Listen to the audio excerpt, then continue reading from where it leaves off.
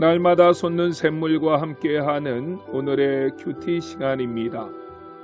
1월 18일 수요일 오늘의 말씀은 갈라디아서 5장 2절로 12절의 말씀입니다. 보라, 나 바울은 너희에게 말하노니 너희가 만일 할례를 받으면 그리스도께서 너희에게 아무 유익이 없으리라. 내가 할례를 받는 각 사람에게 다시 증언하노니 그는 율법 전체를 행할 의무를 가진 자라. 율법 안에서 의롭다함을 얻으리 하는 너희는 그리스도에게서 끊어지고 은혜에서 떨어진 자로다. 우리가 성령으로 믿음을 따라 의의 소망을 기다리노니 그리스도 예수 안에서는 할례나 무할례나 효력이 없으되 사랑으로서 역사하는 믿음뿐이니라. 너희가 다름질을 잘하더니 누가 너희를 막아 진리를 순종하지 못하게 하더냐? 그 권면은 너희를 부르신 이에게서 난 것이 아니니라. 적은 누룩이 온 덩이에 퍼지느니라. 나는 너희가 아무 다른 마음을 품지 아니할 줄을 주 안에서 확신하노라. 그러나 너희를 요동하게 하는 자는 누구든지 심판을 받으리라. 형제들아, 내가 지금까지 할례를 전한다면 어찌하여 지금까지 박해를 받으리요? 그리하였으면 십자가의 걸림돌이 제거되었으리니 너희를 어지럽게 하는 자들은 스스로 베어버리기를 원하노라. 새로운 아침입니다. 엘 엘리온, 하나님은 가장 높으신 분이십니다. 오늘 본문은 율법주의자들에 대한 반박입니다. 율법주의자들은 율법의 행위가 구원의 완성을 위해 필요하다며 갈라디아 성도들을 혼란스럽게 했습니다. 그 중에서도 그들이 가장 강력하게 주장하는 내용은 할례를 받아야만 의롭게 되고 구원을 받는다는 것입니다.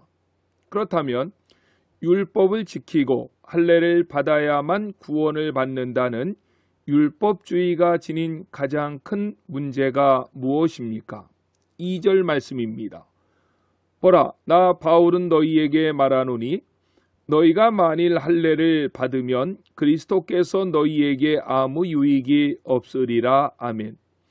율법주의가 가진 가장 큰 문제는 율법을 지키거나 할례를 받아야만 구원을 얻게 된다면 그리스도께서 이 땅에 오심이 무슨 이유냐 하는 것입니다.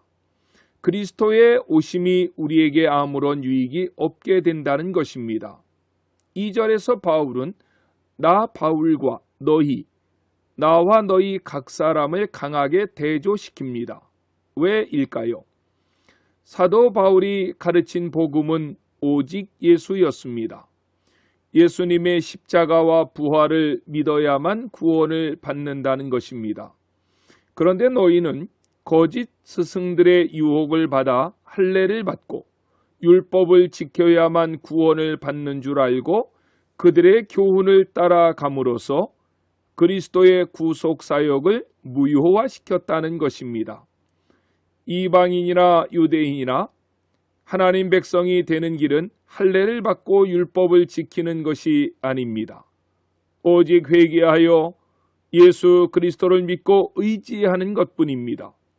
예수님을 믿는 것보다 할례를 앞세운다면 십자가 속죄, 거듭남, 영생, 천국, 하나님 자녀, 중생, 성령 세례, 각종의 은사들, 능력들 그 어떤 것도 필요가 없어지는 것입니다.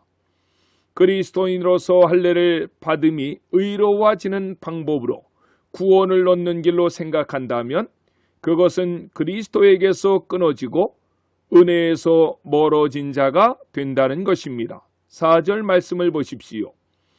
율법 안에서 의롭다함을 얻으려 하는 너희는 그리스도에게서 끊어지고 은혜에서 떨어진 자로다. 끊어졌다는 말은 과거 수동태입니다. 떨어졌다는 말은 과거 능동태입니다. 쉽게 표현하면 너는 그리스도에게 잘렸어. 너는 스스로 은혜에서 떨어졌어 라는 뜻입니다. 할례를 받음으로 의롭다함을 얻으려 하고 구원을 받으려 한다면 예수님에게 버림받은 자요 하나님의 은혜에서 스스로 떨어진 사람입니다. 은혜란 거저 받은 선물입니다. 뭔가 대가를 지불하지 않았는데도 선물을 받았습니다. 바로 그것이 은혜입니다. 탕자의 비유를 보면 거저 주시는 아버지 은혜를 버리고 뭔가 자기 능력으로 해보겠다고 먼 나라로 둘째 아들이 떠납니다. 결과가 어떻게 되었습니까? 쫄딱 망했습니다. 사람의 신분에서 돼지의 신분으로 추락합니다. 신앙도 이와 같다는 것입니다. 주님의 은혜로 살다가 어느 날 갑자기 자기의 능력으로 뭔가 성취해보겠다고 은혜의 대열에서 이탈하면 탕자와 같이 된다는 것입니다. 만일 율법을 지켜서 의로워지려 한다면 그런 사람은 율법의 한 조항만 아니라 다 지켜야 될 의무가 있습니다. 율법을 다 지키는 사람이 이 세상에 있을까요? 하나님 앞에서 감히 지켰다고 말할 사람은 아무도 없을 것입니다. 그러므로 우리가 의롭게 되기 위해서는 오직 예수 그리스도를 믿음으로만 가능한 것입니다. 십자가 대속을 믿는 것 외에는 다른 어떤 방법이 없습니다. 그 참된 믿음은 우리를 소망으로 인도하고 그 참된 믿음은 사랑으로 역사하게 만듭니다. 본문 5절과 6절입니다. 우리가 성령으로 믿음을 따라 의의 소망을 기다리노니 그리스도 예수 안에서 할례나 무할례나 효력이 없으되 사랑으로서 역사하는 믿음뿐이니라. 아멘. 이 구절에는 그리스도인의 영원한 세 가지 덕목인 믿음, 소망, 사랑이 나옵니다. 믿음은 소망을 갖게 하고 그 믿음은 사랑으로서 역사하게 만드는 것입니다. 고린도전서 13장에 나오는 그리스도인의 최대 덕목 세 가지가 함께 등장합니다. 마지막으로 바울은 갈라디아 교인들의 결단을 촉구합니다. 교회 안에서 잘못된 교훈은 누룩과 같습니다. 누룩은 음식을 삽시간에 변질시킵니다. 강한 전파력이 있습니다. 율법주의자들, 갈라디아 교인들에게 할례를 구원의 조건으로 가르치는 그들은 적은 누룩입니다. 그들에게는 강한 전염성이 있습니다.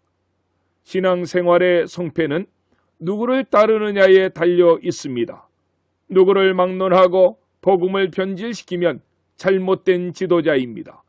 예수 그리스도의 십자가 외에 다른 길로서 구원이 있다고 가르친다면 거짓 사도입니다. 거짓 지도자를 따르면서 아무리 열심을 내도 소용이 없습니다. 바울은 할례 전파자들을 잘라버리라고 말씀합니다. 11절입니다. 너희를 어지럽게 하는 자들은 스스로 베어버리기를 원하노라. 아멘. 재미있는 풍자법입니다. 할례란 남성에게 성기의 표피를 베어내는 의식입니다. 비유적으로 할례주의자들을 교회 공동체에서 잘라내라는 것입니다. 암세포가 퍼지면 신체의 일부를 절단하고 결국은 목숨을 잃게 됩니다. 그래서 암세포가 퍼져나갈 때는 그 부위를 잘라내야 되고 절단해야 됩니다. 그래야만 몸 전체가 건강을 회복하고 살아날 수 있는 것입니다. 거짓 교훈도 마찬가지입니다. 잘못된 복음, 거짓 복음, 이단을 가르치는 자들을 따라가면 온몸이 죽습니다. 영혼이 죽습니다. 거짓 지도자들을 따라가면서 구원을 기대하고 축복을 기대할 수는 없는 것입니다. 내 자신의 영적 건강을 위해서는 거짓 교훈이나 거짓 가르침을 전하는 자들을 잘라내야만 합니다. 가짜 지도자, 거짓 지도자들을 단호하게 잘라내셔야 우리의 몸과 영혼이 살 수가 있는 것입니다. 이처럼 바울은 진리 앞에 단호한 태도를 취하며 그들과는 일치의 타협도 하지 않습니다. 바울의 이런 모습은 오늘을 살아가는 우리들에게도 매우 중요합니다. 왜냐하면 오늘날에도 이단 사이비가 우리 주변에 많기 때문입니다. 바울과 같이 오직 진리만을 수호하고 그 진리가 되시는 예수 그리스도만을 전하는 일에 오늘 하루도 해산의 수고를 더하시는 안천의 성도님들이 되시기를 주 예수님의 이름으로 간절히 축원합니다. 아멘. 주기도로 예배를 마치고 오늘도 주신 말씀을 붙잡고 하나님 앞에 간절히 기도하시겠습니다. 하늘에 계신 우리 아버지, 아버지의 이름을 거룩하게 하시며 아버지의 나라가 오게 하시며 아버지의 뜻이 하늘에서와 같이 땅에서도 이루어지게 하소서. 오늘 우리에게 일용할 양식을 주시고 우리가 우리에게 잘못한 사람을 용서하여 준 것 같이 우리 죄를 용서하여 주시고 우리를 시험에 빠지지 않게 하시고 악에서 구하소서. 나라와 권능과 영광이 영원히 아버지의 것입니다. 아멘.